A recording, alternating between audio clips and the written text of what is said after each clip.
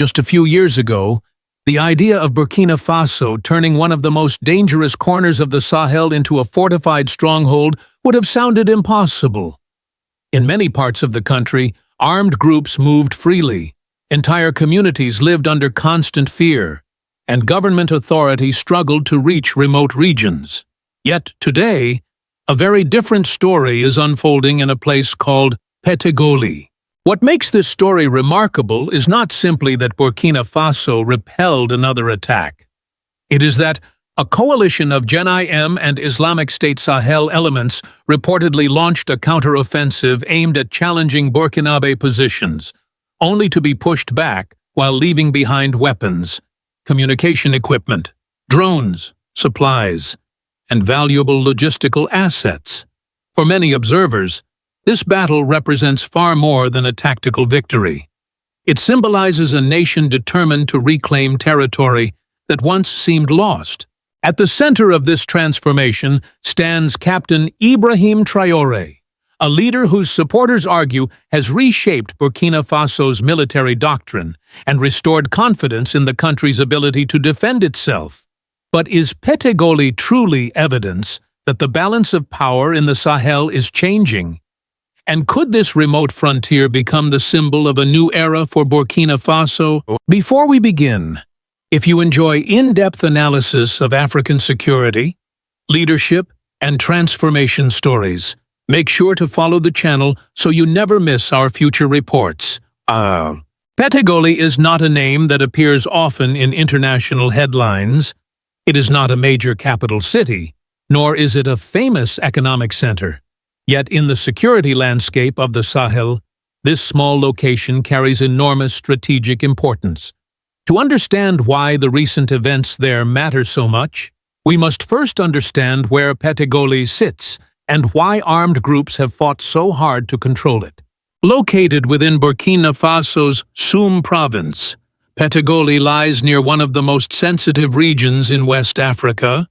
This area forms part of the broader zone connecting Burkina Faso, Mali, and Niger, a region often described by security analysts as the heart of the Sahel conflict. For years, extremist organizations exploited these vast borderlands because government presence was weak. Populations were scattered, and movement across frontiers was difficult to monitor. In practical terms, controlling a place like Pétégoli means controlling access routes. Armed groups can move fighters, transport weapons, gather intelligence, and establish logistical networks through such corridors. That is why organizations like JNIM and Islamic State Sahel have repeatedly sought influence in this region. They understand that territory is more than land. Territory provides mobility, resources, and strategic depth for local communities. However, the consequences have been devastating. Many families have lived under years of uncertainty. Farmers worried about reaching their fields. Traders feared traveling between villages. Entire communities learned to live with the possibility of sudden violence. When Burkina Faso's forces recaptured Pétégoli in March 2026, they were not simply reclaiming a point on a map. They were sending a message that state authority could return to places long associated with insecurity. The significance of that operation extends beyond military gains. It represents an attempt to restore confidence among citizens who have spent years wondering whether their government could truly protect them. That is why Pétégoli has become far more than a village. It has become a symbol of a larger struggle over the future of Burkina Faso and the wider Sahel. The forces that attacked Pétégoli did not choose their target by accident. From their perspective, retaking the area would have carried enormous military and psychological value. A successful operation could have disrupted Burkina Faso's defensive lines, weakened confidence in government forces, and reopened an important corridor for future militant activity across the wider Sahel region. According to reports surrounding the operation, the attackers attempted to challenge the defensive positions established after Burkina Faso regained control of the area. This follows a pattern often seen throughout the Sahel. Armed groups rarely abandon strategically important territory without attempting to test the strength of newly established security positions. Typically, such efforts begin with reconnaissance. Information is gathered through local networks, surveillance activities, and increasingly through commercially available drones. Once weaknesses are identified, sabotage operations may follow. The objective is to create uncertainty, disrupt communications, and expose vulnerabilities before launching a larger assault. What appears to make the Pétégoli case different is the response. Instead of allowing the attackers to build momentum, Burkina Faso's forces reportedly reacted quickly and effectively. Elements of the Rapid Intervention Brigade, supported by local defense volunteers, maintained pressure on the attackers and prevented them from achieving their objectives. The aftermath tells an important story. Reports indicate that weapons, ammunition, communication devices, drone equipment, medical supplies, food stocks, and other logistical materials were recovered after the failed assault. Such losses are significant because insurgent groups operating in remote regions depend heavily on mobility and supply networks. Every abandoned radio, every lost drone, and every captured stockpile represents a setback that can affect future operations. More importantly, the failed counteroffensive delivered a symbolic message. For years, armed groups often dictated the pace of conflict across large portions of the Sahel. In Pétégoli, however, they encountered a defensive system that was prepared, organized, and determined to hold its ground. That reality may prove more important than the battlefield statistics themselves. To fully appreciate the significance of Pétégoli, it is important to remember where Burkina Faso stood only a few years ago. Today, discussions often focus on drones, rapid intervention units, and territorial recovery. But not long ago, the country's security forces faced a completely different reality. Large sections of the nation were under constant pressure from insurgent attacks. Military units frequently struggled with shortages of equipment, transportation, protective gear, and surveillance capabilities. In many remote areas, the state lacked the tools needed to monitor movements across vast stretches of difficult terrain. Armed groups exploited these weaknesses and expanded their influence in regions that should have been under government control. Supporters of Captain Ibrahim Traore often point to this period when discussing the country's transformation. They argue that one of the most important changes was not simply acquiring new military hardware, but changing the mindset of the security establishment. Instead of reacting to attacks after they occurred, the focus shifted toward anticipating threats and maintaining constant awareness of the battlefield. A major part of that transformation involved the expansion of drone capabilities. Modern unmanned aerial systems provided something Burkina Faso had long needed: the ability to observe remote regions, track suspicious movements, and respond more rapidly to emerging threats. Combined with the growth of Rapid Intervention Brigade units, these capabilities helped create a more flexible and mobile security structure. The contrast is striking. A military once associated with limited resources is now increasingly linked with surveillance technology, rapid deployment forces, and coordinated territorial defense. While challenges remain, and security threats have certainly not disappeared, the difference between the Burkina Faso of a few years ago and the Burkina Faso of today is difficult to ignore. For many citizens, the story of Pétégoli reflects that larger transformation. It is not simply about military modernization. It is about a nation attempting to prove that it can protect its territory, defend its communities, and shape its own future without depending entirely on others to secure its borders. One of the most interesting aspects of the Pétégoli story is that it reflects a broader strategic philosophy associated with Captain Ibrahim Traore. In many conflicts around the world, armies succeed in capturing territory only to lose it again weeks or months later. Temporary victories may generate headlines, but they rarely change the overall security situation.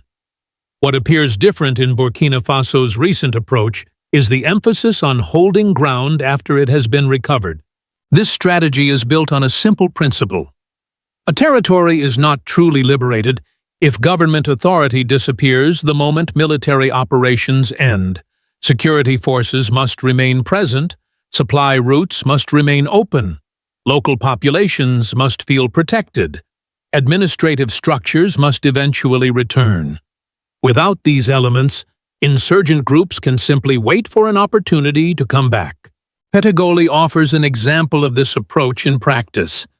After the area was brought back under government control, the objective was not merely to celebrate a victory and move elsewhere. Instead, security positions were reinforced, defensive lines were consolidated, and local defense structures worked alongside regular forces to maintain stability. The goal was to transform a vulnerable frontier into a permanent security zone. Supporters of Traore argue that this reflects a deeper understanding of the conflict. They believe the struggle in the Sahel is not only about winning battles, it is about rebuilding state presence in regions where citizens have long felt abandoned. Every secured road, every protected village, and every functioning local administration becomes part of a larger effort to reclaim national territory. For many observers, this is why Pétégoli matters. The battle itself may eventually fade from memory, but the strategy behind it could have lasting consequences. If Burkina Faso succeeds in consistently holding and stabilizing areas once dominated by armed groups, the country may gradually reshape the security landscape of the Sahel. In that sense, Pétégoli is not simply a military achievement. It is a test of whether a new model of territorial defense can succeed where previous approaches struggled. Why do so many ordinary citizens continue to support Ibrahim Traore, despite the controversy that often surrounds his government? The answer depends largely on where the question is being asked. For many people living far from the conflict zones, debates often focus on politics, elections, and international relations. For families living near the front lines, however, the priorities can be very different. In communities affected by years of violence, security is not an abstract concept. It determines whether farmers can reach their fields, whether merchants can travel safely to markets, and whether children can attend school without fear. When people spend years facing insecurity, they often judge leadership through the lens of daily survival rather than political theory. This helps explain why operations like the defense of Pétégoli resonate so strongly with many Burkinabe citizens. They see evidence that the state is attempting to return to areas that once appeared abandoned. They see security forces maintaining a presence where armed groups previously operated with relative freedom, whether one agrees with every policy or not. These visible changes influence public perception. At the same time, Burkina Faso continues to face criticism from Western governments, international organizations, and human rights groups. Critics raise concerns about democratic governance, press freedom, and allegations connected to counterinsurgency operations. These concerns remain part of the broader international debate surrounding the country's direction. Supporters of Traore respond that such discussions cannot be separated from the security realities facing Burkina Faso. They argue that a government confronting an active insurgency must first ensure national survival before it can address every other challenge. In their view, stability creates the foundation upon which political and economic progress can eventually be built. The result is a complex debate with no simple answers. International observers often emphasize democratic standards and institutional concerns. Many local citizens focus on safety, territorial control, and the restoration of normal life. Understanding Burkina Faso today requires recognizing both perspectives, because each reflects a different experience of the same conflict. As the dust settles over Pétégoli, one question remains. Are we witnessing a single battlefield success, or the early signs of a deeper transformation taking place across Burkina Faso and the wider Sahel? The failed counteroffensive by JNIM and Islamic State Sahel forces demonstrated that the security environment is changing. A location that once symbolized vulnerability has become a test case for a different approach to territorial defense. The combination of rapid response forces, stronger battlefield awareness, local support structures, and a determination to hold recovered territory has given Burkina Faso an opportunity to challenge long-standing assumptions about the conflict. Yet the road ahead remains difficult. Armed groups continue to operate across parts of the Sahel, and lasting stability will require more than military victories alone. It will demand development, governance, economic opportunity, and continued trust between citizens and the state. Still, Pétégoli carries a message that extends far beyond one village. For many supporters, it represents the belief that Burkina Faso can chart its own course, defend its own territory, and pursue its own vision of sovereignty, whether viewed through the lens of security, leadership, or national pride. The story has become closely linked with Pan-African aspirations and debates about the future of the continent. As Africa enters a new chapter, many eyes will remain fixed on Burkina Faso, the African Union, the ideals of Pan-Africanism, and the leadership of Captain Ibrahim Traore. Whether history ultimately judges Ibrahim Traore as a transformational figure remains to be seen, but Pétégoli has already become part of that story.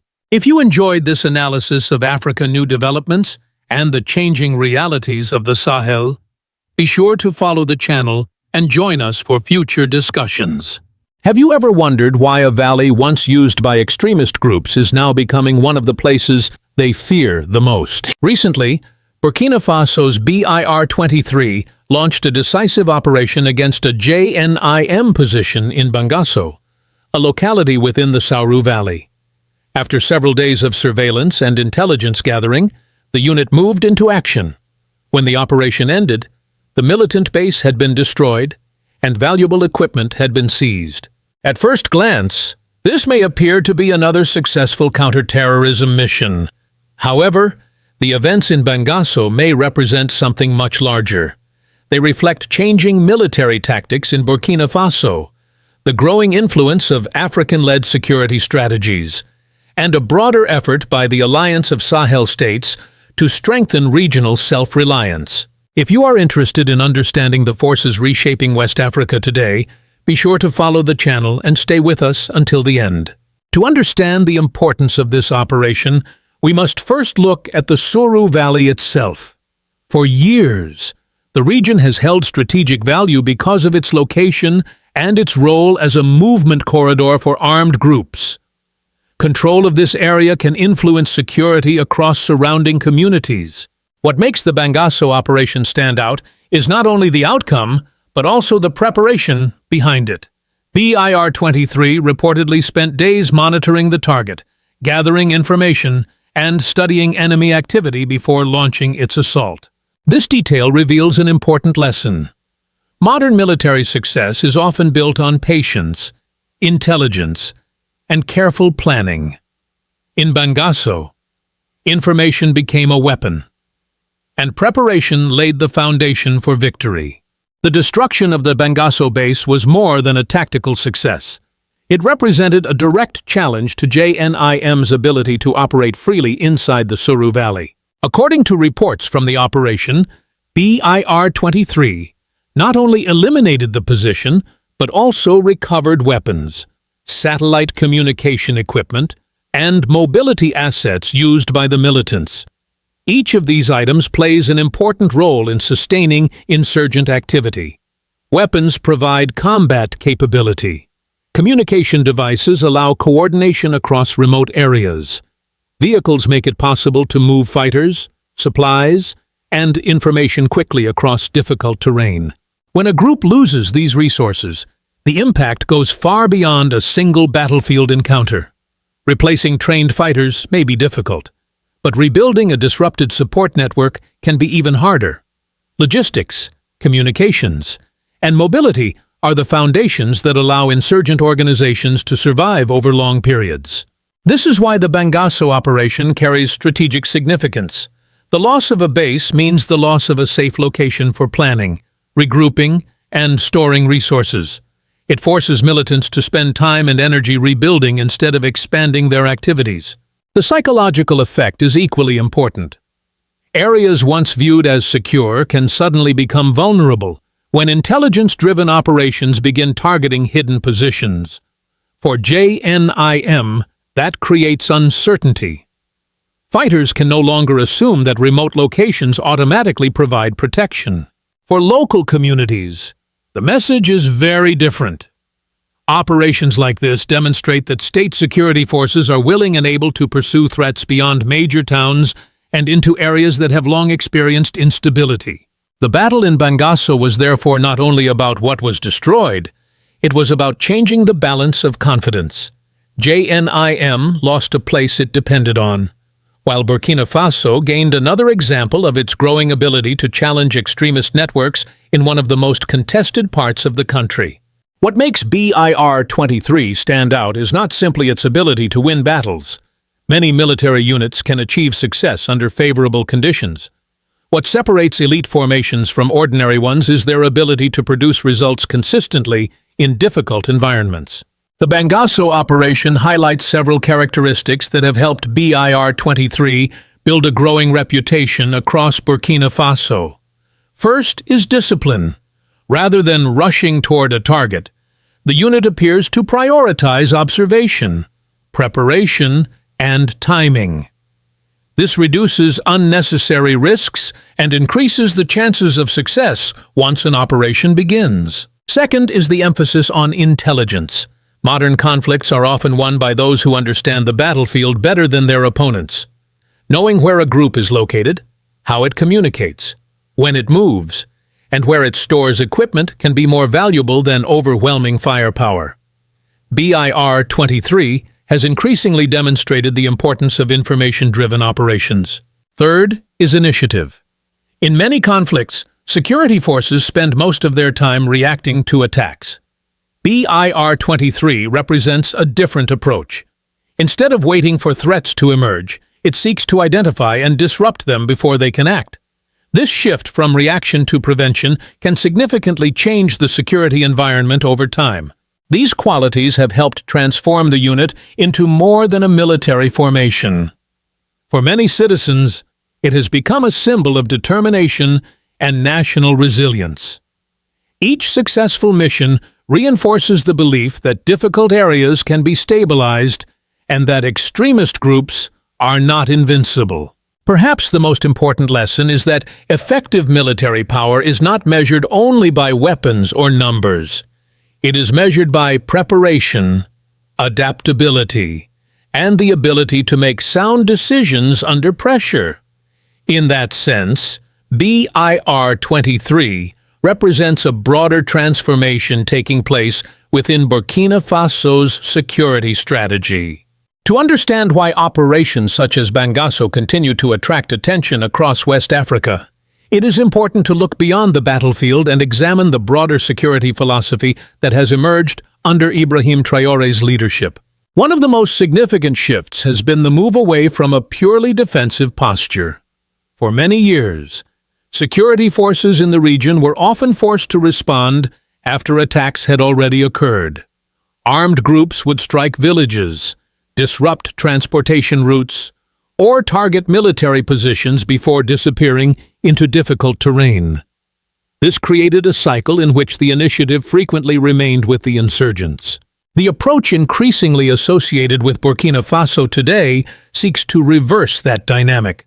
Rather than waiting for threats to appear, security forces aim to identify hostile networks, monitor their movements, and disrupt their operations before attacks can be launched. The Bangasso operation reflects this principle. Days of surveillance were followed by a carefully timed intervention designed to remove a threat before it could strengthen its position. This shift also reflects a broader emphasis on regaining control of territory. Security is not measured only by the absence of attacks. It is also measured by whether citizens can travel safely, cultivate farmland, conduct business, and maintain normal daily life. Every area restored to greater stability represents progress toward that objective. Equally important is the psychological dimension. Successful operations help strengthen public confidence in state institutions. When communities repeatedly witness security forces taking initiative and producing results, trust can begin to replace fear. That confidence becomes an important asset in its own right, because local populations are often essential sources of information and cooperation. For this reason, the significance of Bangasso extends beyond the immediate outcome. The operation serves as an example of how a new security mindset is being translated into action on the ground, combining intelligence, preparation, and persistence in pursuit of longer-term stability. While Ibrahim Traore is often the most visible figure associated with Burkina Faso's security transformation, the developments taking place today extend beyond any single leader. They are increasingly connected to the broader vision emerging within the Alliance of Sahel States, commonly known as AES. Burkina Faso, Mali, and Niger face many of the same challenges. Armed groups move across borders, exploit remote terrain, and take advantage of gaps in regional coordination. Because these threats do not stop at national boundaries, the response cannot remain limited to individual countries acting alone. This reality has encouraged deeper cooperation among AES members. Intelligence sharing, military coordination, training initiatives, and joint security planning have become important components of the alliance's strategy. The objective is not simply to react to isolated incidents, but to create a more integrated approach to regional security. The Bangasso operation can be viewed through this wider lens. While the action itself occurred within Burkina Faso, its significance reaches beyond a single location. Every successful operation that weakens extremist networks contributes to the overall security environment of neighboring countries as well. For supporters of the AES project, this represents an important shift. Instead of relying primarily on external actors to define security priorities, member states are increasingly seeking to build solutions based on their own assessment of local realities. Whether one fully agrees with every aspect of this approach or not, it reflects a growing determination to develop regional capabilities from within. In that sense, Bangasso is more than a battlefield success. It is another example of how Burkina Faso, Mali, and Niger are attempting to transform shared security challenges into opportunities for deeper cooperation and greater self-reliance across the Sahel region. As Burkina Faso, Mali, and Niger pursue a more independent security strategy, their approach continues to generate debate beyond the region. Some Western governments, analysts, and organizations have expressed concerns about governance, military influence in politics, and the long-term implications of the changes taking place across the Sahel. Critics argue that security operations alone cannot solve every challenge facing the region. They point to issues such as economic development, political reform, and human rights as factors that must also be addressed. These concerns remain part of the broader international discussion surrounding the future of the Sahel. At the same time, many citizens within the region view the situation through a different lens. For communities that have endured years of violence, displacement, and insecurity, the immediate question is often whether daily life is becoming safer. From this perspective, successful operations against armed groups carry significant weight because they directly affect the ability of families to work, travel, and live without fear. The reality is that both security and long-term development matter. Stability creates conditions for progress, while lasting progress helps reinforce stability. The challenge for Burkina Faso and its partners is to strengthen both at the same time. The operation in Bangasso illustrates why this debate continues. Supporters see evidence of growing capability and determination. Critics urge caution and broader reforms. Between these perspectives lies an important truth. Nations are ultimately judged not only by promises or criticism, but by the conditions experienced by their people on the ground. The operation in Bangasso will likely be remembered for more than the destruction of a single militant base.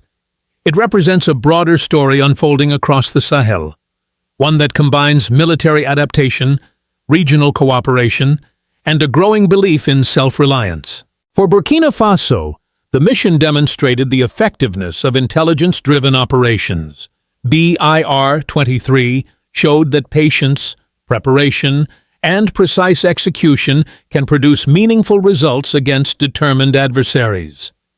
The success also reinforced the unit's growing reputation as one of the most capable military formations in the region. At a deeper level, the operation reflected the security philosophy that has become increasingly associated with Ibrahim Traore's leadership. The emphasis on initiative rather than reaction, on reclaiming territory rather than merely defending it, and on strengthening local capabilities rather than relying exclusively on external solutions continues to shape the country's approach. The significance extends beyond Burkina Faso.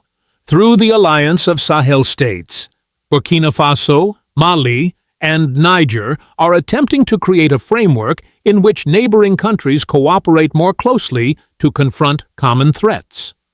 Whether this model ultimately achieves all of its goals remains to be seen, but its influence on regional discussions is already clear. Perhaps the most important lesson from Bangasso is that lasting change often begins with a series of determined actions. A single operation cannot solve every challenge facing the Sahel, yet each successful step can help create momentum, restore confidence, and open new possibilities for the future. For many supporters of Pan-African ideals, the events in Burkina Faso symbolize something larger than military success. They reflect an Africa new vision of responsibility, capability, and self-determination. Discussions about Pan-Africanism, the African Union, Captain Ibrahim Traore, and Ibrahim Traore himself continue to generate strong opinions, but they also highlight a growing conversation about how African nations can shape their own future. As Burkina Faso moves forward, many across the continent will be watching closely. If you found this analysis valuable, share your thoughts below and subscribe to the channel for more insights into the changing landscape of Africa and the Sahel.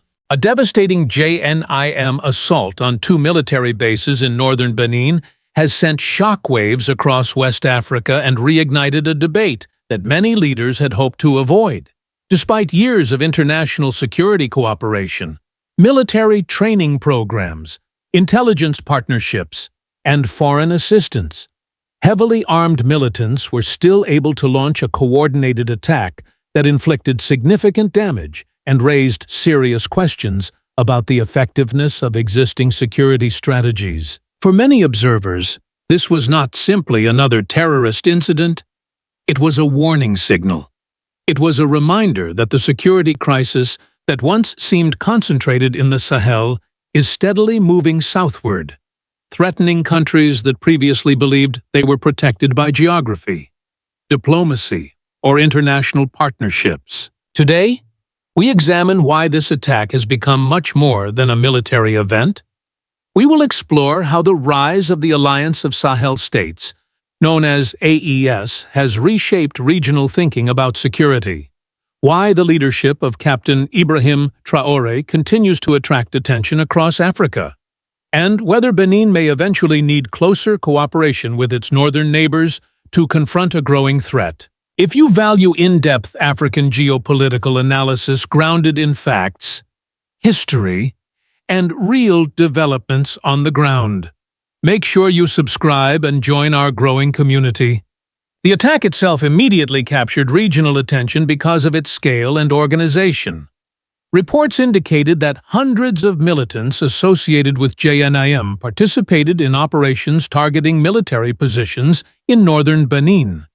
The attackers reportedly conducted surveillance, coordinated their movements, and launched a highly organized assault that overwhelmed local defenses. The significance of the attack extends beyond the immediate casualties and material losses. For years, security analysts warned that extremist groups operating in Mali, Burkina Faso, and Niger would eventually seek to expand toward coastal West African nations. What many feared is now becoming reality. Benin has increasingly found itself on the front line of a conflict that was once viewed as a distant problem. The country's northern regions share strategic connections with areas that have experienced prolonged instability, making them vulnerable to infiltration and cross-border attacks. Perhaps the most important consequence of this incident is the conversation it has sparked. Across West Africa, policymakers, military officers, and ordinary citizens are asking difficult questions. If heavily supported security systems can still be breached, what adjustments are necessary? If terrorism continues to spread despite years of international involvement, should countries begin exploring alternative approaches? These questions have placed the experiences of Burkina Faso, Mali, and the broader AES alliance under renewed scrutiny. Whether one agrees with their policies or not, their efforts have become impossible to ignore, and the attack on Benin has only intensified that discussion. The expansion of terrorism across West Africa did not happen overnight. It is the result of years of shifting battlefields, evolving militant strategies, and changing regional dynamics. What is happening in Benin today mirrors a pattern that security experts have been warning about for a long time. For years, JNIM concentrated much of its activity in Mali, Burkina Faso, and parts of Niger. These areas became the center of the regional counterterrorism struggle. However, as military pressure increased in certain zones, extremist groups began looking for new opportunities beyond their traditional strongholds. This is one reason many analysts believe terrorism is gradually moving south. Militants understand that borders in West Africa are often difficult to secure. They exploit remote terrain, isolated communities, and gaps in regional coordination. As a result, countries that were once considered relatively insulated from the worst violence are now facing growing risks. Benin has become one of the clearest examples of this shift. Its northern territories sit near regions that have experienced years of instability. What once seemed like a distant security challenge has increasingly become a domestic concern. The recent attack demonstrated that the threat is no longer approaching. It has already arrived. The implications extend beyond Benin. Neighboring countries such as Togo and Ghana are also paying close attention to these developments. If extremist groups continue expanding toward coastal West Africa, the entire security landscape of the region could change dramatically. This reality has strengthened calls for deeper regional cooperation. Terrorist organizations do not respect national borders. They move where opportunities exist. Therefore, many observers argue that security responses must become just as flexible and coordinated. The attack on Benin serves as a powerful reminder that no country can afford to view itself in isolation. The future stability of West Africa may depend on how effectively nations work together against a threat that increasingly affects them all. The creation of the Alliance of Sahel States marked one of the most significant geopolitical developments in modern West African history. Formed by Burkina Faso, Mali, and Niger, the alliance emerged during a period when all three countries faced severe security threats and growing frustration with existing regional arrangements. At its core, the AES was designed around a simple idea. An attack against one member should be viewed as a challenge to all members. Rather than addressing terrorism as separate national problems, the alliance seeks to approach security as a shared regional responsibility. This philosophy represents an important departure from older models. For many years, security cooperation often depended heavily on external partnerships, international missions, and outside support. While those efforts achieved some successes, many communities across the Sahel continued to experience violence, displacement, and instability. The AES leadership argues that countries facing the same threat should coordinate more directly with one another. This includes improving intelligence sharing, increasing military communication, and strengthening the ability to respond rapidly to cross-border movements by armed groups. One of the most important aspects of the AES model is its emphasis on regional ownership. Leaders within the alliance frequently stress that security decisions should be guided primarily by local realities rather than distant priorities. Supporters believe this approach allows governments to react more quickly and design strategies that better reflect conditions on the ground. The recent attack in Benin has renewed interest in this model. As extremist groups continue to operate across national borders, many observers are asking whether stronger cooperation between countries facing similar threats could improve overall security outcomes. The AES does not claim to have solved every challenge confronting the Sahel. Terrorism remains a serious concern throughout the region. However, the alliance has introduced a framework that many Africans view as an attempt to build security capacity from within, rather than relying exclusively on external actors. That idea continues to attract attention as countries search for effective ways to protect their people and defend their sovereignty. To understand why Ibrahim Traore has become one of the most discussed leaders in Africa, it is necessary to look beyond military operations and focus on the broader philosophy that guides his leadership. For Traore, security is not simply about defeating armed groups. It is about rebuilding a nation in a way that reduces the conditions that allow instability to grow in the first place. Since coming to power, he has repeatedly emphasized that military victories alone cannot guarantee long-term peace. A country must also strengthen its economy, expand opportunities for its citizens, and reduce dependence on external actors. This perspective has become a central theme in Burkina Faso's national conversation and a major reason why his influence extends far beyond his country's borders. Supporters argue that Traore represents a new generation of African leadership focused on sovereignty, self-reliance, and national dignity. His speeches often connect security, economic development, and political independence as parts of the same challenge. According to this view, a nation that cannot feed itself, develop its industries, or control its resources will always face vulnerabilities regardless of how strong its military may become. This philosophy has resonated with many people across West Africa. In countries such as Benin, Togo, Ghana, and Senegal, growing numbers of citizens follow developments in Burkina Faso with interest. Some see Traore as a symbol of African self-determination.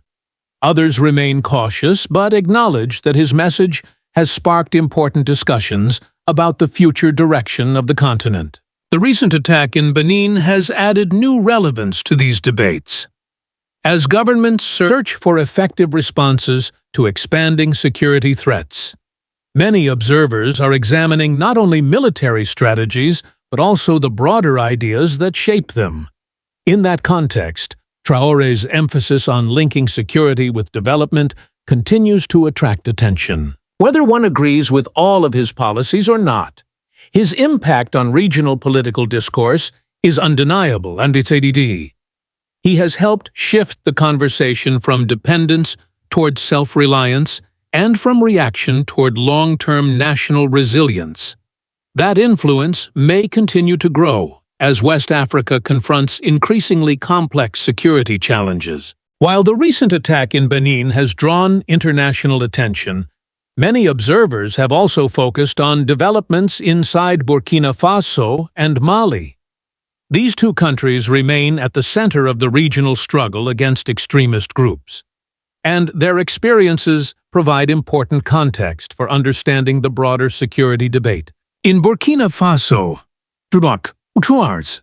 the government has pursued a strategy that combines military operations with efforts to strengthen national self-reliance. Security remains a major challenge, and no serious observer would claim that all problems have been solved. However, supporters of the current approach point to several developments that they believe demonstrate progress. Military authorities have expanded local defense initiatives, increased recruitment efforts, and sought to improve coordination between national forces and communities. At the same time, the government has promoted programs designed to increase domestic production, strengthen agriculture, and encourage greater economic independence. The underlying idea is that security and development must advance together. Mali presents a similar picture of determination mixed with ongoing challenges. The Malian armed forces, commonly known as FAMA, continue to play a central role in operations against JNIM and other armed groups. Military pressure has remained intense across multiple regions, particularly in areas that have long served as centers of insurgent activity. Supporters of the AES approach argue that sustained military pressure has made it more difficult for extremist groups to operate freely in some locations. Critics counter that significant threats remain and that stability has not yet been fully restored. Both observations can be true at the same time. What makes the experiences of Burkina Faso and Mali particularly relevant for Benin is not the claim of perfect success. Rather, it is the willingness of these countries to experiment with a model that links security cooperation, national sovereignty, and economic self-reliance.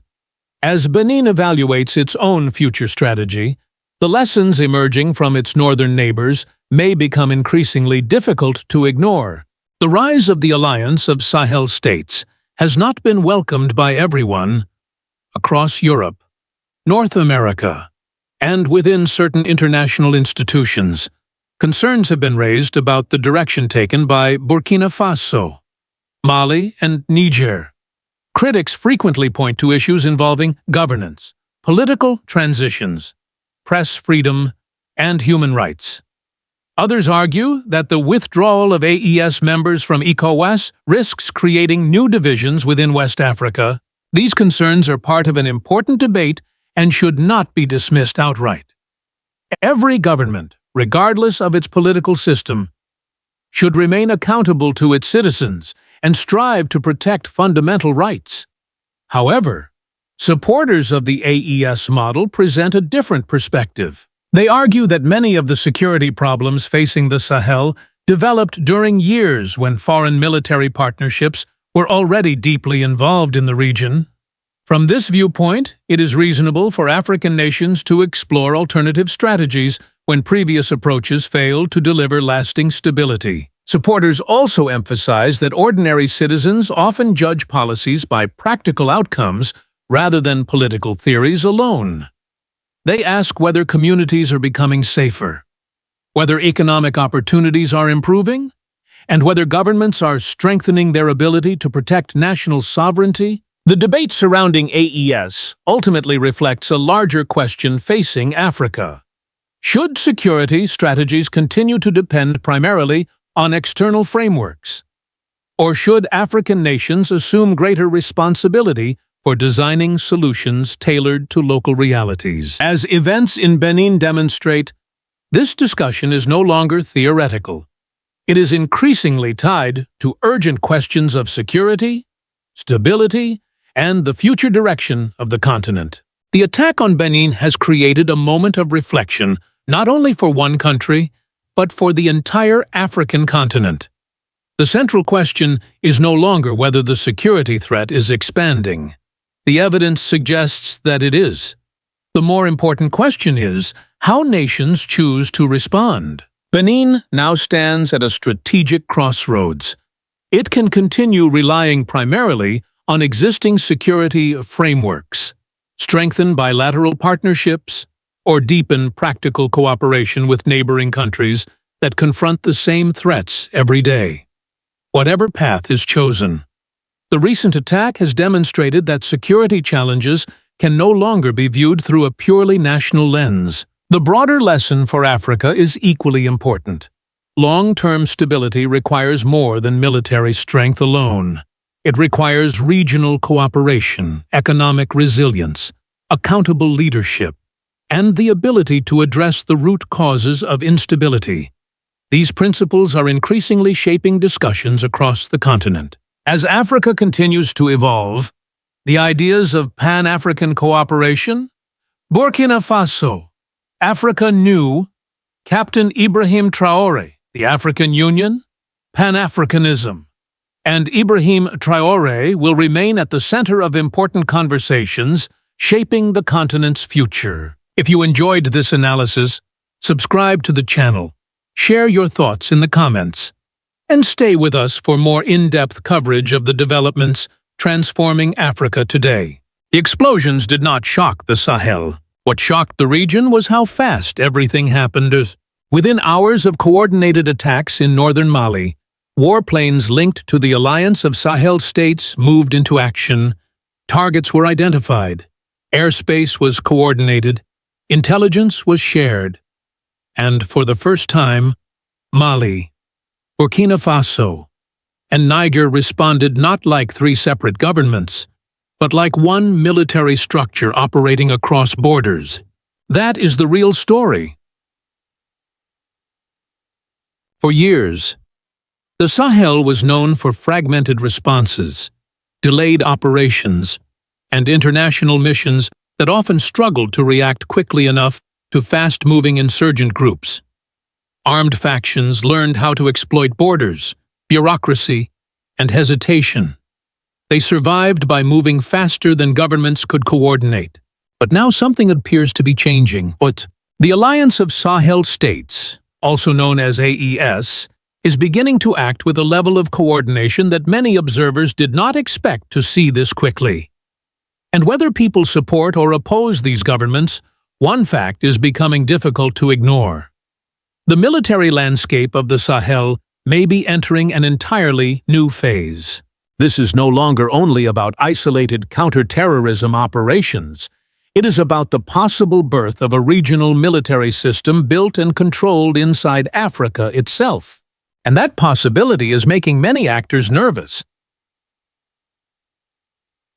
Because if AES can sustain this level of coordination, the balance of security power in West Africa could slowly begin to shift away from older international models and toward a new regional structure driven directly by Sahel states themselves. For the first time in many years, some Africans are asking a different question, not whether outside powers will stabilize the Sahel, but whether the Sahel is preparing to stabilize itself. If you follow Africa's changing future, subscribe, because what is happening now may reshape the continent for decades. At the beginning, many observers viewed the alliance of Sahel states as mostly political. A declaration, a message of resistance, a symbolic partnership between Mali, Burkina Faso, and Niger, after growing tensions with ECOWAS, France, and several Western security structures. But recent events suggest that AES is becoming something very different. What the region is now witnessing is not simply diplomatic coordination.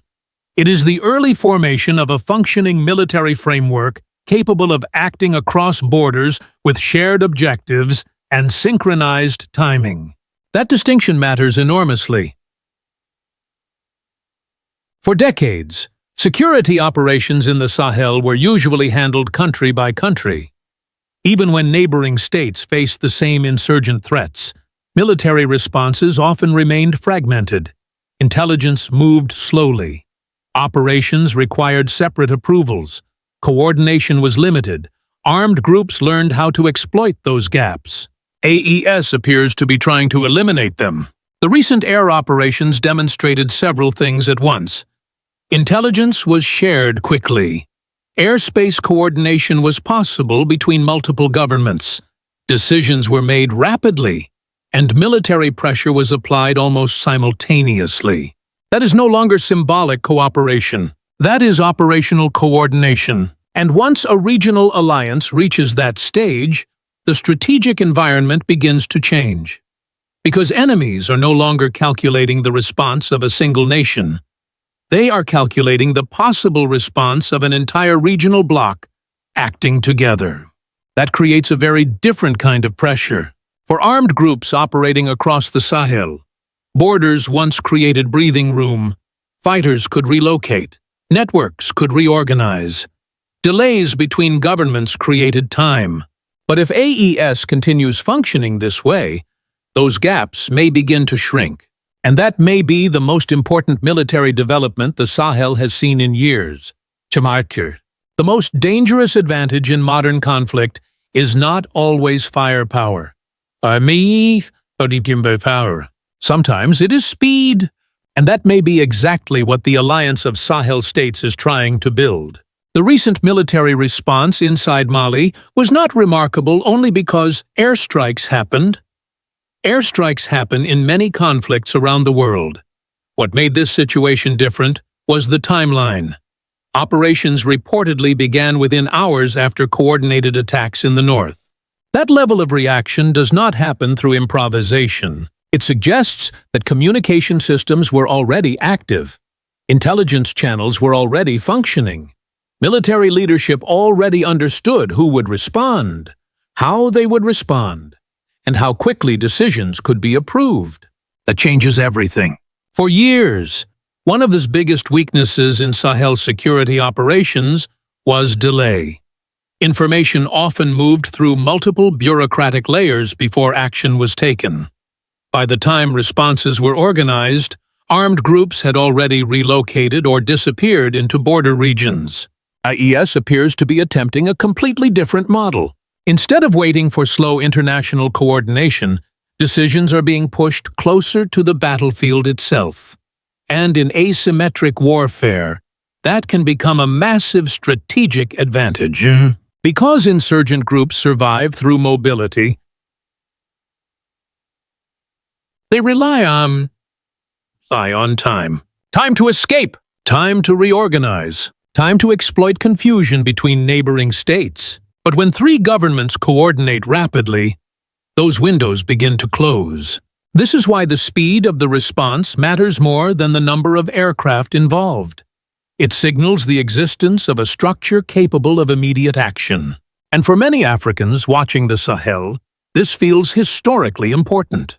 For the first time in a long time, regional security decisions appear to be happening inside the region itself, shaped by governments facing the threat directly, instead of distant international systems operating far from the battlefield.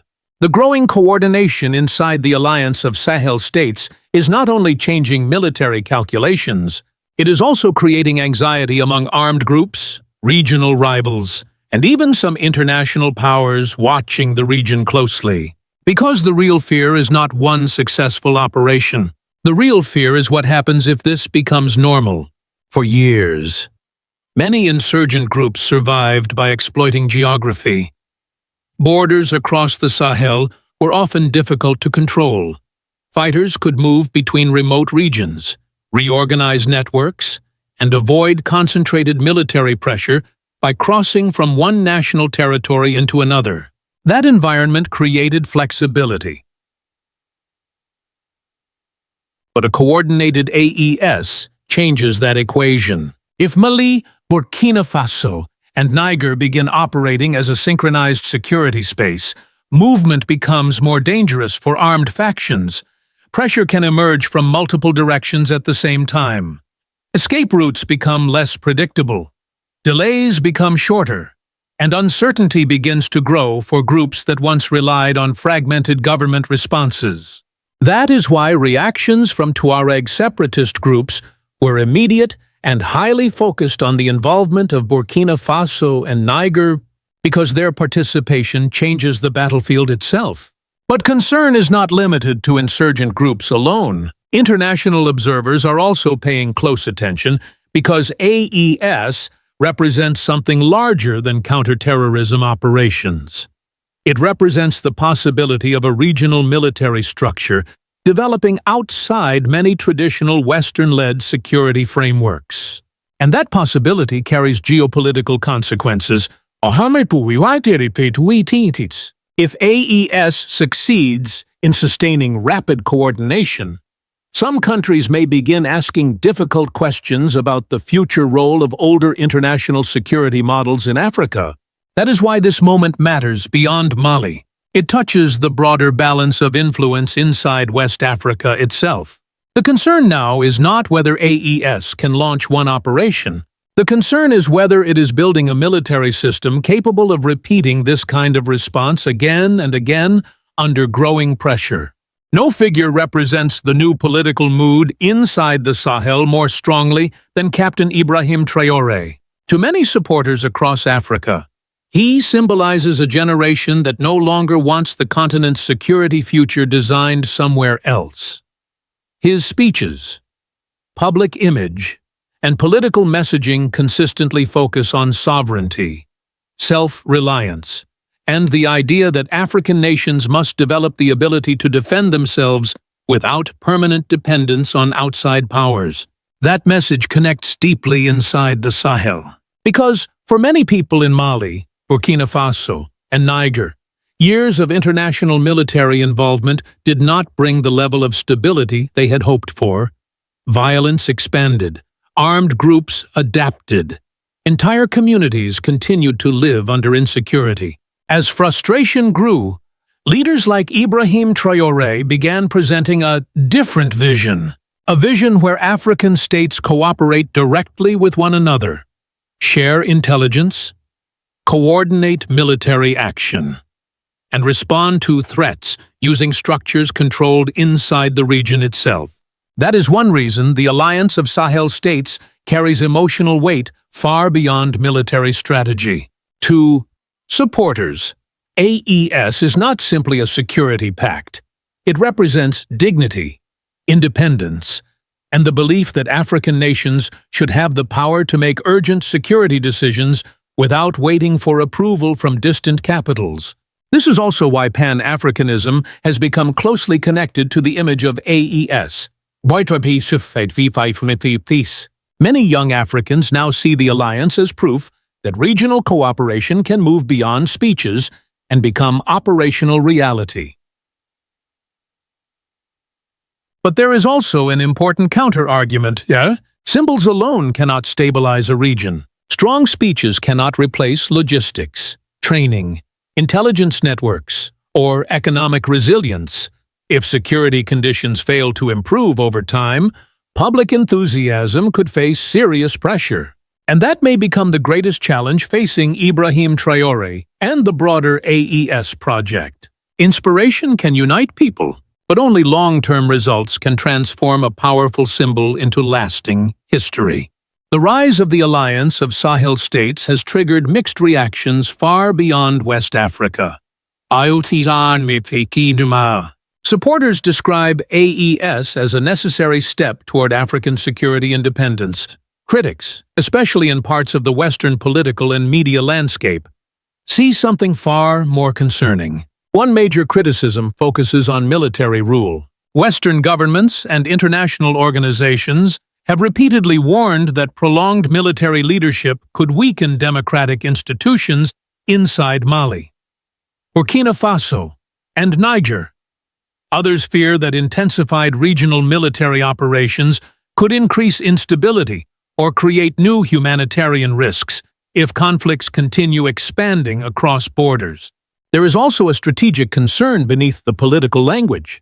For decades, security policy in the Sahel involved heavy international influence through military partnerships, intelligence support, and foreign deployments.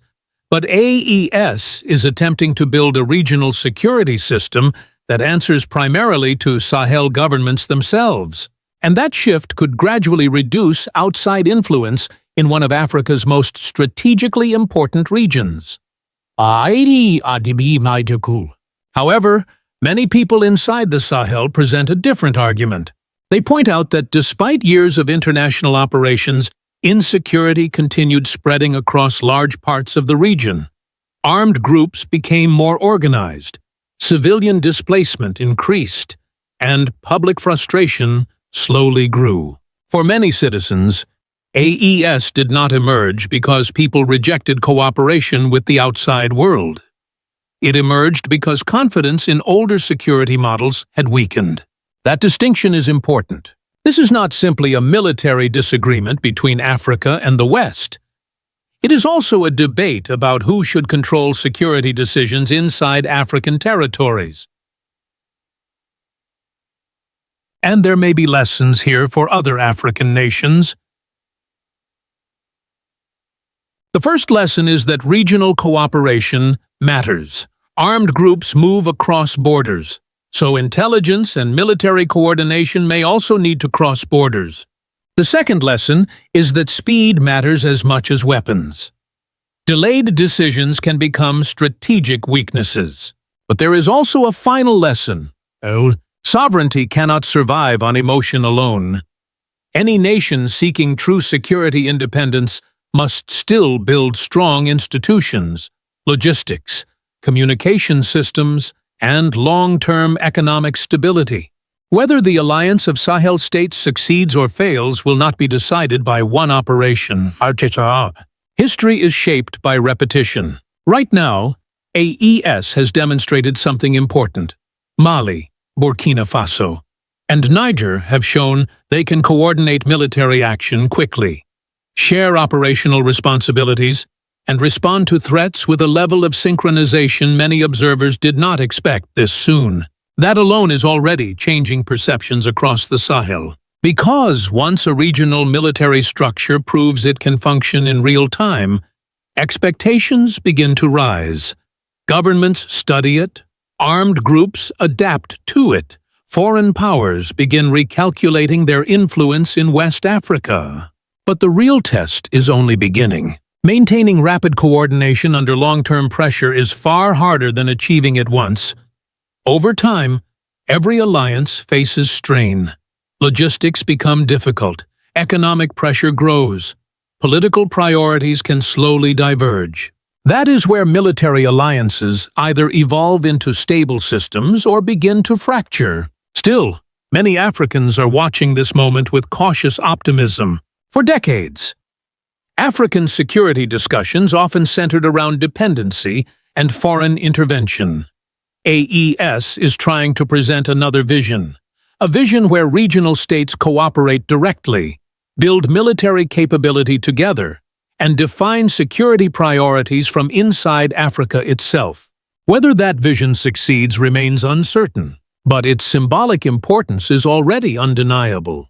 Across Burkina Faso, Mali, and Niger, supporters increasingly connect this moment to Pan-African hopes for a more independent future. Many believe Africa New must eventually include African control over African security decisions. That is why figures like Captain Ibrahim Traore have become closely linked to this movement. The African Union and neighboring states are watching carefully because the outcome may influence future regional alliances across the continent. If Pan-Africanism can move from speeches into real coordination, Ibrahim Traore and the AES alliance may reshape how the world sees African power in the Sahel. If you believe Africa is entering a new chapter, subscribe and stay with us because the story of the Sahel is only beginning. Burkina Faso is shocking Africa and even the Western world in ways very few people expected just a few years ago. Thousands of men who once slept under trees, fled burning villages, and lost everything to terrorism are now standing in military uniform as officially trained soldiers of the National Armed Forces. And many observers across the Sahel are now asking the same question. Is Burkina Faso simply defending itself? Or is a completely new military power beginning to rise inside the AES alliance? Because what is happening today in Burkina Faso is no longer just about volunteers carrying old rifles in forgotten villages. This is now a national transformation, a military transformation, a psychological transformation, and perhaps even the beginning of a new African security model. Some of these young men once had no homes. Some could not return to their farms because terrorists had taken over entire areas. Some did not even know where their next meal would come from. Yet they still stepped forward and said they were ready to defend their country for free. Today, many of them are no longer just volunteers. They are trained soldiers. Under Captain Ibrahim Traore, Burkina Faso is expanding its military structure at a speed that is starting to alarm neighboring countries and Western analysts alike. The government is training thousands, reorganizing territorial defense, and building what supporters call a people's army. But supporters inside Burkina Faso see something completely different from what foreign critics describe. They see a nation refusing to collapse. And in this video today, we are going to look deeper into how Burkina Faso transformed thousands of displaced civilians into soldiers, why the AES alliance is becoming stronger, and why the entire Sahel may never look the same again. And if you believe Africa's future deserves to be understood beyond Western headlines, make sure you subscribe and continue this journey with us. Not long ago, many of these men were not soldiers. They were farmers, fathers, young villagers, ordinary people trying to survive in parts of Burkina Faso that had become battlegrounds. Some came from villages attacked in the middle of the night. Others fled after terrorists burned homes, destroyed food supplies. Niger killed local leaders. Entire farming communities disappeared almost overnight. Families that had lived on the same land for generations suddenly found themselves sleeping outside with nowhere safe to go. And yet, out of this suffering, something unexpected happened. Thousands of civilians began volunteering to defend their communities, not for wealth, not for status, but because they believed there was no one else left to protect their homeland. Many of them joined the VDP, the Volunteers for the Defense of the Homeland. At first, these groups were lightly equipped local defense units. Some had very little training. Some had old weapons. Many had almost nothing except determination. But what shocked many people inside Burkina Faso was the spirit these volunteers showed. There were reports of young men gathering in open fields by the thousands, handing over their names and documents, asking to be recruited even without guaranteed salaries. Some openly said they had already lost their farms and could no longer return home safely anyway. In their minds, sitting and waiting meant watching the country disappear piece by piece. For many older Africans watching this situation, the images felt deeply emotional. Men who once cultivated the land were now preparing to defend it with rifles in their hands. Men who once worried about harvest seasons were now talking about protecting villages and escorting displaced families back home. And perhaps that is why the VDP story has become so powerful inside Burkina Faso, because to many citizens, these volunteers are not simply fighters. They are symbols of sacrifice, symbols of survival, symbols of a people refusing to surrender their country, even after losing almost everything. What Burkina Faso is doing today is very different from the early days of the VDP movement. In the beginning, many volunteers were only expected to support local security efforts. They knew the villages, they knew the roads, they knew the forests and dry terrain better than outside forces, but they were not considered a true national military force. That is now changing very quickly. Under the current military leadership, thousands of VDP members are being transformed into officially trained soldiers through organized military programs across the country. Young recruits now undergo months of physical conditioning, weapons training, combat exercises, territorial defense instruction, and military discipline. They are learning how to disassemble and operate weapons, They are learning patrol tactics, ambush response, communication procedures, and civilian protection. They are also being trained mentally to operate under pressure in one of the most dangerous security environments in Africa today. And perhaps the most symbolic moment comes when these former volunteers officially receive military insignia and wear the national uniform for the first time. For many families in Burkina Faso, that moment represents something much deeper than employment. It represents dignity, recognition, belonging. It tells displaced young men that they are no longer forgotten victims of war. They are now defenders of the nation. Military commanders inside Burkina Faso have repeatedly explained why this expansion is necessary. Winning territory from terrorists is only one part of the battle. Holding territory is much harder. Villages must be protected after liberation. Roads must stay secure. Displaced civilians must feel safe enough to return home. And this is exactly where the new generation of trained VDP soldiers becomes strategically important. Because these men already understand the local communities they are defending, they know the languages, they know the geography, and, unlike foreign forces, they are fighting for the survival of their own homeland. That is why many analysts now believe Burkina Faso is not simply expanding security forces. It is restructuring the entire idea of national defense inside the country. At the center of this transformation stands one man whose name now carries enormous influence across the Sahel region, Captain Ibrahim Traore. To his supporters, Traore is not simply a military leader. He represents a new generation of African leadership that believes the continent must rely more on its own strength, instead of waiting for outside powers to solve African problems. Salih!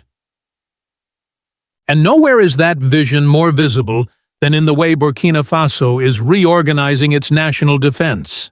Traore appears to believe that terrorism cannot be defeated by a small professional army alone. In his view, the entire nation must become part of the defense structure. Villages, youth, former farmers, displaced civilians, everyone has a role in protecting the country. That philosophy is exactly why the VDP movement expanded so rapidly under his leadership. Instead of treating volunteers as temporary local fighters, the government began integrating many of them into a larger national military system. Training camps expanded, recruitment increased. Public ceremonies honoring new soldiers became symbols of patriotism across Burkina Faso. For many young people, Ibrahim Traore has become a symbol of dignity and resistance. He speaks openly about sovereignty, self-reliance, sacrifice, and national pride. Supporters see him as a leader trying to rebuild confidence inside a country wounded by years of violence and instability. But perhaps the most important thing Traore has done is psychological. He has convinced many ordinary citizens that they are not powerless. That matters deeply in a country where so many people once felt abandoned by both international partners and failing security systems. Today, many Burkinabe citizens believe they are participating in something larger than military recruitment. They believe they are helping rebuild the soul of their nation. And across parts of Africa, especially among Pan-African supporters, that message is spreading very quickly. What is happening in Burkina Faso is no longer isolated to one country alone. It is now connected to a much larger regional shift happening across the Sahel. At the center of that shift is the AES alliance, the partnership between Burkina Faso, Mali, and Niger. These three nations have increasingly moved closer together after years of frustration with insecurity, foreign military influence, and political pressure from outside powers. Today, they are building something many observers never expected to see in West Africa, a coordinated regional security bloc built around military cooperation and self-reliance. And Burkina Faso is becoming one of the most aggressive drivers of that transformation. The country is rapidly expanding recruitment, strengthening territorial defense, and an increasing cooperation with neighboring AES partners. Intelligence sharing between border regions has improved. Joint military coordination is becoming more common. And the message coming from these governments is very clear. The Sahel must defend itself. For supporters of AES, this alliance represents more than military strategy. It represents political independence. It represents the idea that African countries should control their own security decisions without depending entirely on foreign military structures. But the rapid rise of AES is also creating concern in parts of the international community. Some neighboring governments worry that the alliance could reshape regional power balances. Others fear that growing military coordination may deepen political divisions inside West Africa. Still, inside Burkina Faso, many citizens see the alliance very differently. They see countries that have suffered similar pain finally standing together. And with thousands of newly trained soldiers now entering Burkina Faso's military structure, many analysts believe AES is no longer just a political alliance. It is slowly becoming a new military force in the Sahel that the world can no longer ignore. As Burkina Faso expands its military structure, criticism from parts of the Western world has also become louder. Some international observers argue that the country is becoming too militarized too quickly. Human rights organizations have raised concerns about the rapid expansion of armed civilian forces and the risks that can appear when large numbers of recruits are mobilized during an ongoing conflict. There are fears about discipline, command structures, and the possibility of abuses in remote areas where security operations are difficult to monitor. Western analysts also worry that the growing military cooperation between Burkina Faso, Mali, and Niger could increase political tensions across West Africa. And behind many of these concerns is another reality. The influence of traditional Western powers inside the Sahel is clearly weakening. For decades, countries like France played major military roles in the region, but many citizens across Burkina Faso began losing confidence after years of violence continued despite foreign military involvement. Entire communities still collapsed, villages still burned, families still fled. So today, many Burkinabe citizens ask a painful question. If outside assistance could not stop the suffering, what choice did the country have except to defend itself more aggressively? Supporters of Ibrahim Traore argue that Burkina Faso is not trying to glorify war. They believe the country is trying to survive. In their eyes, expanding the military is not about conquest. It is about preventing national collapse. At the same time, many Africans watching this situation see important lessons for the continent. A nation may be poor in resources yet still strong in unity. A country can face enormous pressure and still choose self-reliance instead of surrender. But there is also another lesson that cannot be ignored. Military strength without discipline can become dangerous. That is why many people hope Burkina Faso succeeds not only in building soldiers, but also in protecting civilians, maintaining order, and preserving justice during this difficult struggle. Because, in the end, the true purpose of national defense is not endless war. It is giving ordinary people the chance to live safely again. Burkina Faso is still facing enormous challenges. The war against terrorism is not over. Thousands of families are still displaced. Entire regions still struggle with insecurity, fear, and uncertainty about the future. But despite all of that, something remarkable is happening inside the country. A generation that once felt abandoned is beginning to believe again.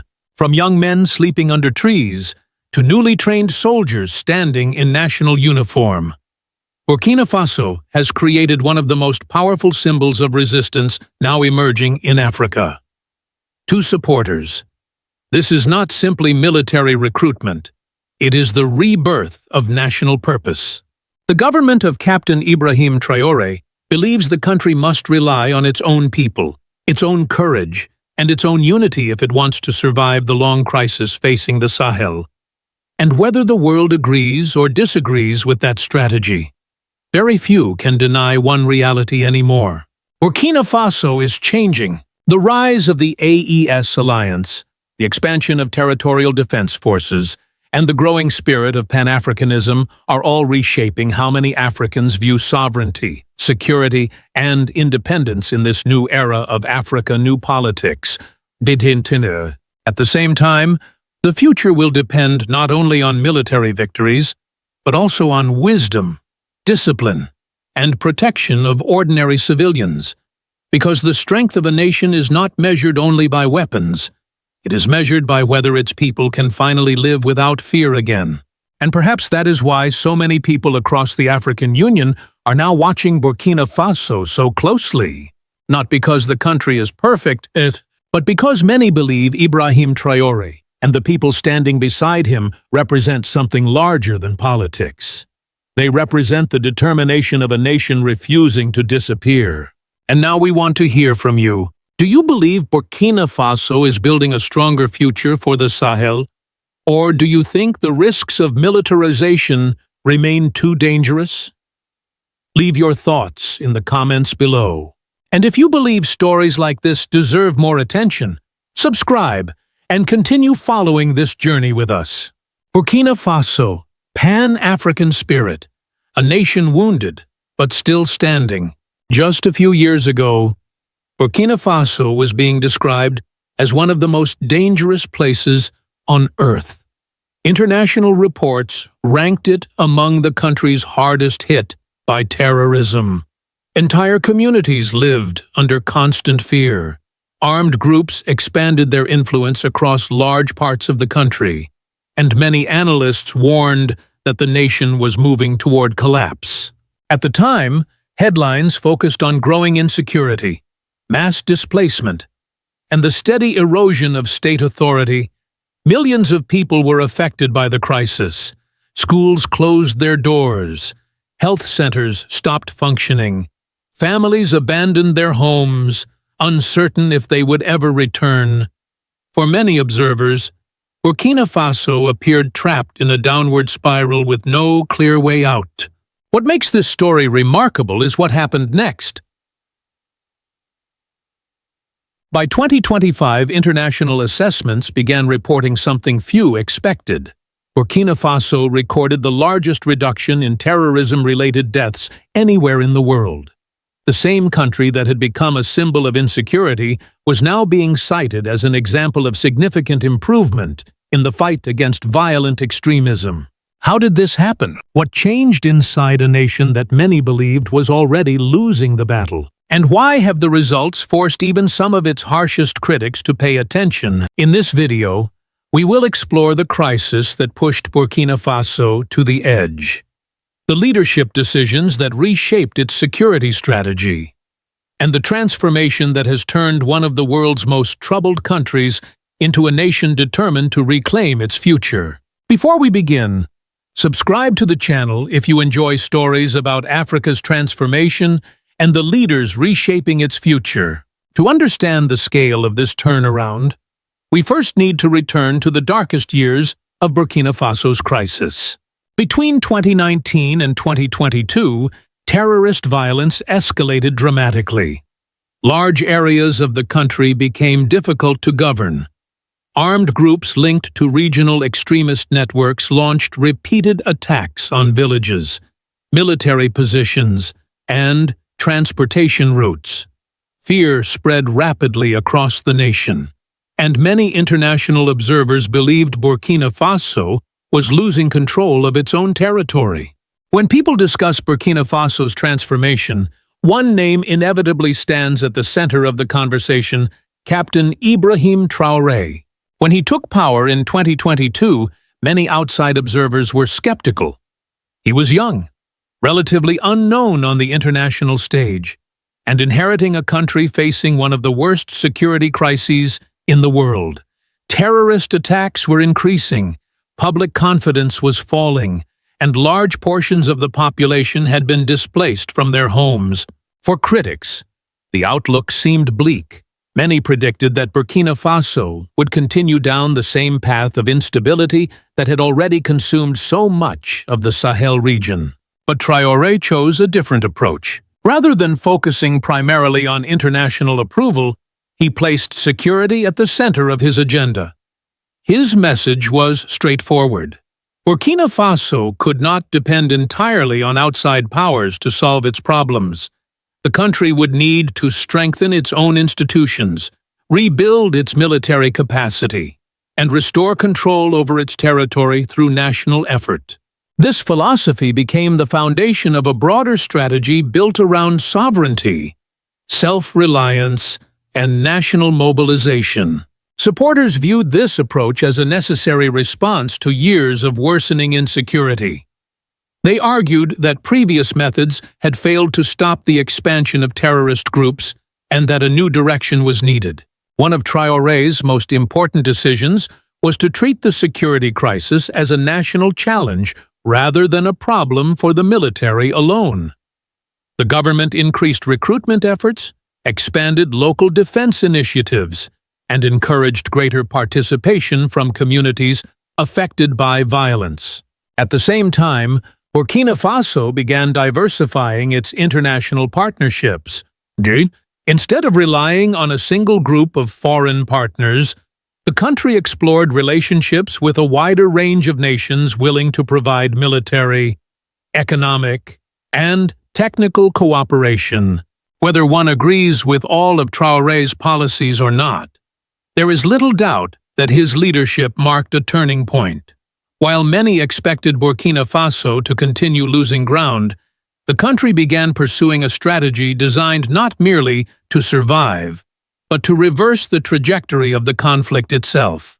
The real test, however, would come on the battlefield, where strategy would have to be matched by results. If leadership provided the vision, military reform provided the mechanism that turned vision into action. One of the first priorities of Burkina Faso's new security strategy was rebuilding the country's ability to fight back. For years, terrorist groups had exploited vast distances, weak infrastructure, and limited military presence across large sections of the country. Security forces were often forced into a reactive posture, responding after attacks had already occurred. The new approach sought to change that reality. Recruitment efforts were expanded, bringing more personnel into the armed forces at a time when the security threat remained severe.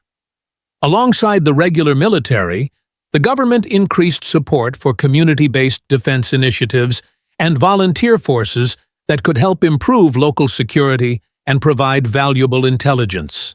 The goal was not simply to increase numbers.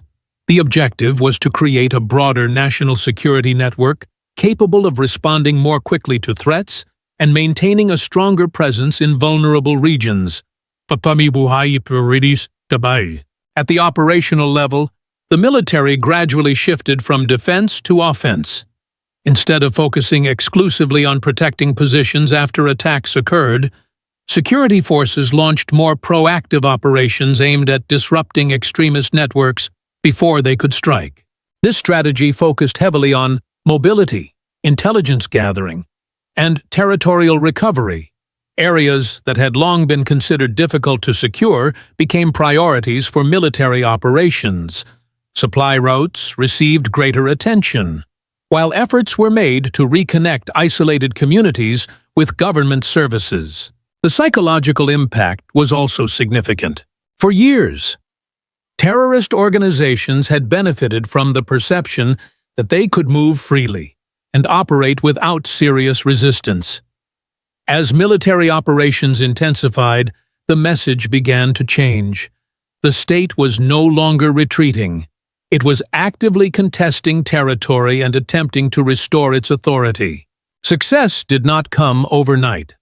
The conflict remained complex, and serious security challenges persisted.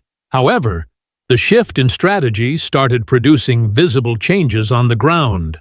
More communities began seeing a stronger security presence, and confidence gradually improved in areas where state authority had previously weakened. This military transformation laid the foundation for the next phase of Burkina Faso's security strategy, one that combined domestic reforms with new international partnerships and modern military capabilities. As Burkina Faso expanded its military operations, another important change was taking place behind the scenes. The country was working to modernize the tools available to its armed forces. For years, one of the biggest challenges facing security forces across the Sahel was mobility. Terrorist groups often operated across vast and difficult terrain, moving quickly between remote areas and exploiting gaps in security coverage. Fighting such networks required more than determination. It required modern equipment capable of supporting rapid and effective operations. This is where Burkina Faso's growing defense partnerships became increasingly important. Among the systems attracting international attention were Chinese-made armored vehicles, advanced mortar platforms, and modern rocket systems. These acquisitions represented a significant upgrade in capability compared with much of the equipment previously available to the armed forces. The VN-22B armored vehicle offered improved protection and mobility for troops operating in high-risk areas, in regions where ambushes and roadside attacks had become common. Better protection could mean the difference between success and failure during an operation. The PLL-05 self-propelled mortar system provided greater flexibility and fire support. Its combination of mobility and precision made it suitable for responding quickly to threats while supporting troops engaged in difficult terrain. Meanwhile, the SR-5 rocket system brought longer-range strike capabilities that could be used against larger concentrations of hostile forces. Such systems gave commanders additional options when planning operations across wide geographic areas. However, it is important to understand what these weapons did and did not accomplish. Military equipment alone does not defeat terrorism. No armored vehicle, rocket launcher, or artillery system can solve underlying security challenges by itself. Success depends on leadership, training, intelligence, logistics, coordination, and the ability to maintain control over recovered territory. What the new equipment provided was an important advantage. It strengthened the military's ability to implement its broader strategy and increased its capacity to respond to evolving threats. Combined with expanded recruitment, territorial operations, and regional cooperation, modernization became another piece of the larger effort to reverse years of insecurity, and gradually, measurable results began to emerge. For any government, military operations are ultimately judged by results. Strategies, speeches, and equipment matter. But the real question is simple. Did conditions improve on the ground? By 2025, a growing number of observers were forced to acknowledge that something significant was happening in Burkina Faso. International assessments reported that the country experienced the largest reduction in terrorism-related deaths anywhere in the world during that year. This was especially remarkable because Burkina Faso had previously been considered one of the global epicenters of terrorist violence. The numbers alone attracted attention, but statistics tell only part of the story. Behind those figures were communities that had spent years living under constant fear. In several areas, residents began returning to places they had previously been forced to abandon. Families that had fled violence started rebuilding their lives. Economic activity slowly resumed in locations where insecurity had disrupted daily life for years. The return of civilians is often one of the clearest indicators that security conditions are changing. People rarely return home because of political speeches. They return when they believe the risks have become lower, and the future appears more stable than the past.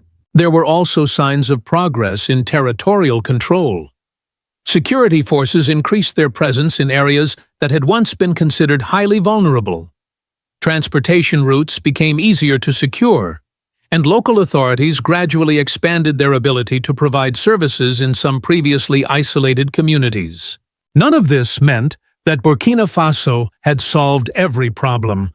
The country continued to face serious security threats, humanitarian challenges, and economic pressures. Extremist groups remained active in parts of the region, and the situation was still far from perfect. Yet the broader trend was difficult to ignore. Only a few years earlier, many analysts were asking whether Burkina Faso could survive its security crisis. By 2025, the conversation had changed dramatically. The focus was no longer on imminent collapse. Instead, attention shifted toward understanding how such a significant improvement had been achieved. The country's experience was becoming one of the most closely watched security stories anywhere in Africa, and perhaps in the world. As Burkina Faso's security situation began to improve, a debate emerged that extended far beyond the country's borders. For years, many Western governments, media organizations, and policy experts had expressed concerns about the direction taken by Burkina Faso under Ibrahim Traore. Critics questioned the country's political trajectory, warned about the risks associated with military-led governance, and raised concerns about human rights, democratic institutions, and international partnerships. Some observers argued that distancing the country from traditional Western security frameworks would weaken its ability to combat terrorism. Others predicted that new alliances and alternative security strategies would fail to produce meaningful results. Yet the developments that followed complicated those predictions. The reality was not a simple story of total success or total failure. Burkina Faso continued to face serious challenges. Terrorist groups remained active in parts of the country. Humanitarian needs were still significant. Economic pressures had not disappeared. At the same time, measurable improvements in security forced many analysts to reconsider earlier assumptions. This raised an uncomfortable question. If previous approaches had been fully effective, why had terrorism expanded so dramatically before 2022? For many supporters of Burkina Faso's current strategy, this question lies at the heart of the debate. They argue that the country did not choose a new path out of ideology alone. It chose a new path because the old one was not producing the results citizens desperately needed. The emergence of regional cooperation through the alliance of Sahel states further reinforced this perspective. Burkina Faso, Mali, and Niger increasingly emphasized local solutions to regional security challenges, seeking to build frameworks based on their own priorities rather than external expectations. The lesson may not be that one side was entirely right and the other entirely wrong. Instead, Burkina Faso's experience suggests that security strategies must ultimately be judged by outcomes.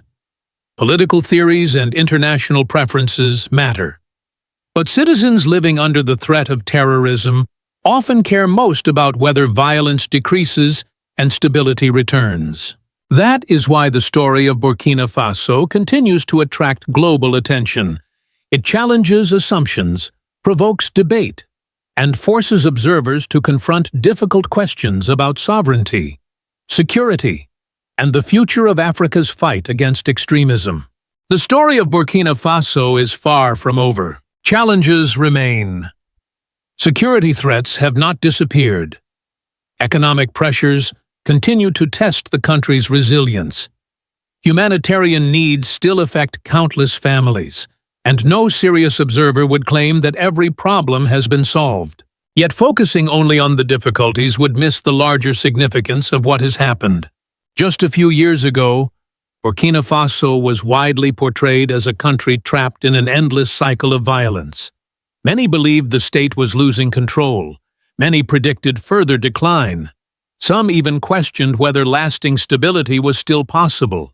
Today, the conversation is very different.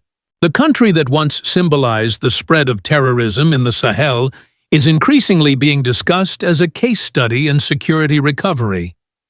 The country that many expected to fail has instead demonstrated that determined leadership, military reform, national mobilization, and strategic partnerships can alter the trajectory of a crisis.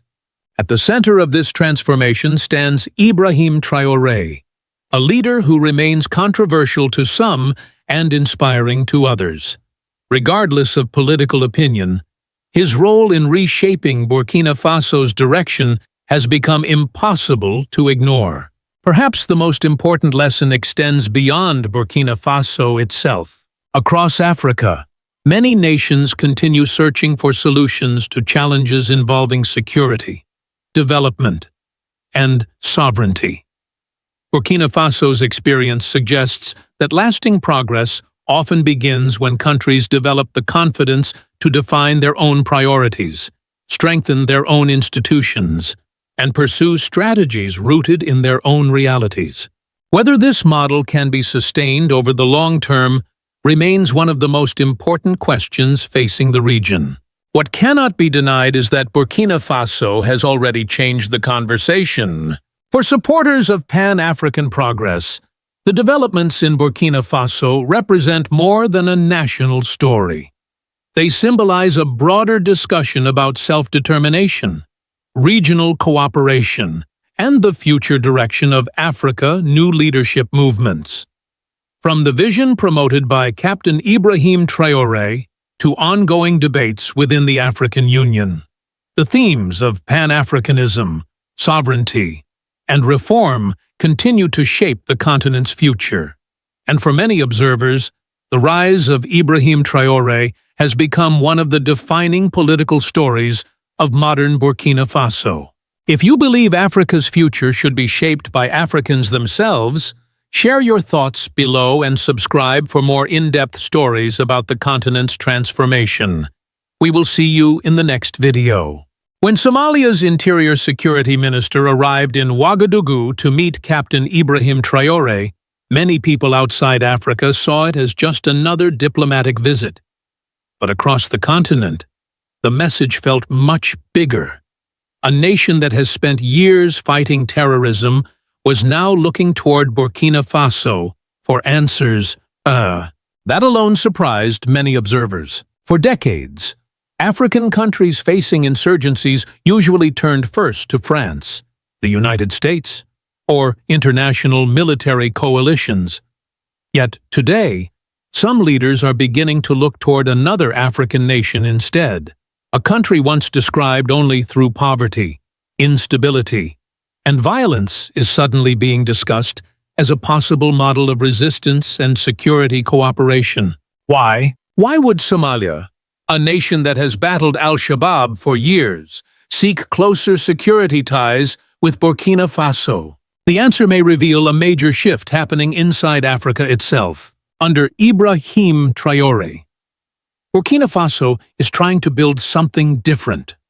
Not simply another military campaign against terrorism, but a broader vision based on self-reliance, national dignity, and African-led security cooperation.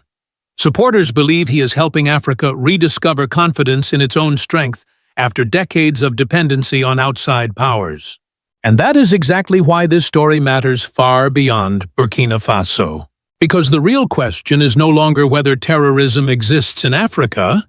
The real question is who Africans now trust to fight it.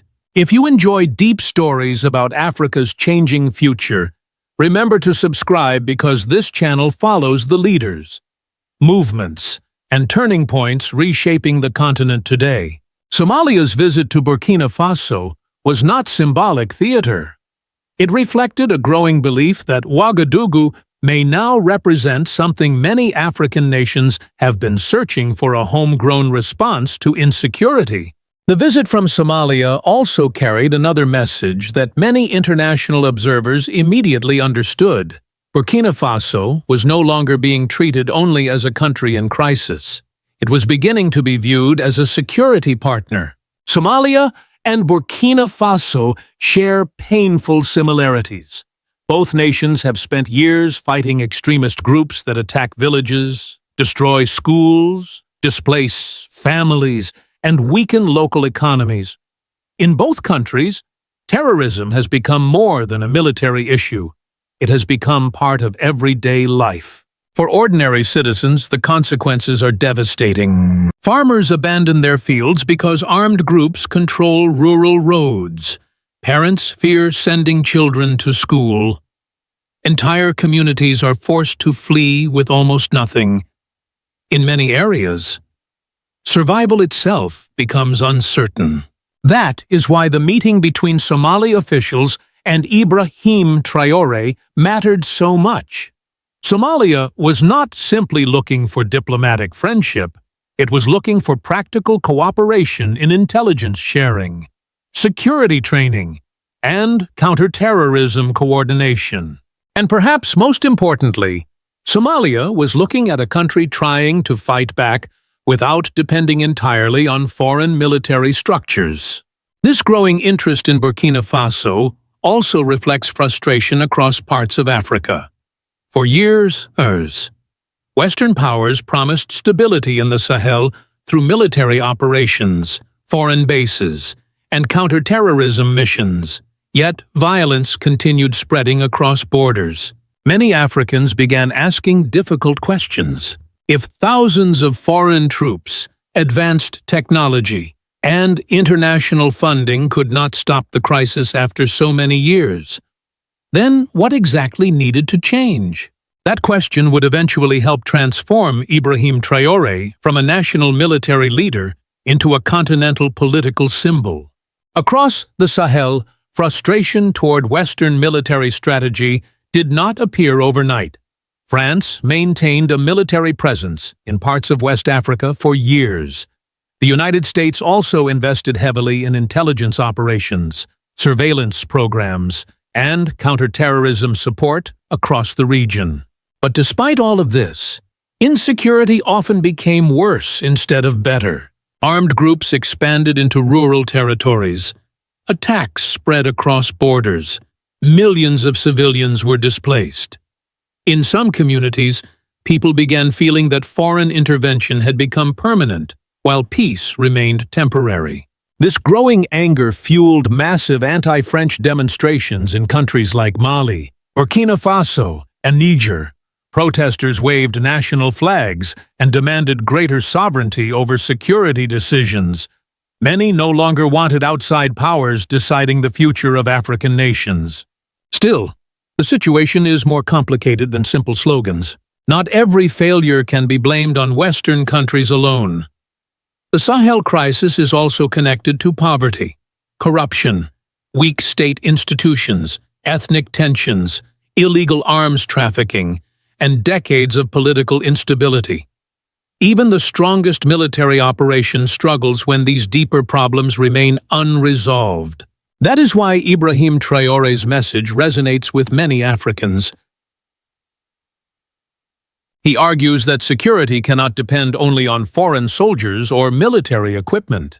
A nation must rebuild confidence inside its own population. Citizens must believe they are defending their own homeland, not serving outside interests. For supporters, this is what makes Burkina Faso different. The country is attempting to reconnect national security with national identity itself. And for many Africans watching from outside Burkina Faso, that idea feels more powerful than any foreign speech about stabilization. Instead of waiting for outside armies to solve the crisis, Ibrahim Traore began promoting a different strategy. His government focused on building local resistance networks, strengthening cooperation with neighboring Sahel states, and involving ordinary citizens in national defense. One of the most important parts of this strategy was the Volunteers for the Defense of the Homeland program. Thousands of civilians received training to help protect villages and support national security forces. Supporters viewed the program as proof that Burkina Faso was trying to transform the entire population into a force capable of resisting terrorism. To many citizens, this approach restored something they felt had been disappearing for years: national pride. Traore also pushed for stronger regional alliances. Burkina Faso, Mali, and Niger created the alliance of Sahel states, often called AES. Together, these countries began discussing intelligence sharing, joint military coordination, and a collective response to extremist violence spreading across the region. This was not just military cooperation, it was also political symbolism. For decades, many African security systems relied heavily on outside funding, foreign military advisors, and international operations. AES represented an attempt to build an African-centered security structure controlled primarily by African governments themselves.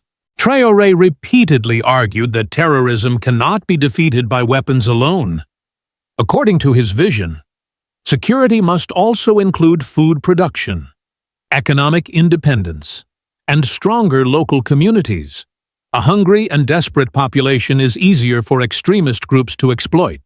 That message connected deeply with many ordinary Africans.